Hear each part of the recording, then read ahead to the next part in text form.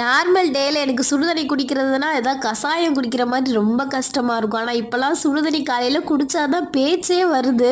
24 மணி நேரம் பிளாஸ்க்கும் கையோட தான் தெரியறதா இருக்கு. இன்னைக்கு காலையில பால் கொழுக்கட்டை தான் செய்யலான் இருந்தேன். பட் எந்திரிச்சதே லேட்டு. இனிமே செஞ்சு சாப்பிட்டு அதுக்கப்புறம் சாப்பாடு வேற வைக்கணும் அப்படின்னு ஒரே தான் சாப்பாடு வச்சாச்சு.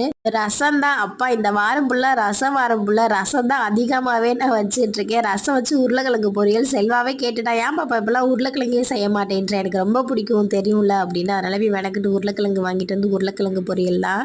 செல்வா எந்திரிச்சு காலையிலே டோரா பூச்சி பார்த்துட்டு உட்காந்துருந்தா. எனக்கு இந்த டோரா பூச்சி பார்க்கும்போதெல்லாம் சின்ன பிள்ளை அடி வாங்கின ஞாபகம் தான் வரும். ஏன்னா நம்ம வீட்டில் கொஞ்சம் லேட்டாக தான் டிவி வாங்கினோமா. அதில் அந்த டோரா பூச்சி, ஐடி, ஜாகிஸ் எல்லாம் பார்க்க பக்கத்து வீட்டுக்கு போவேன்.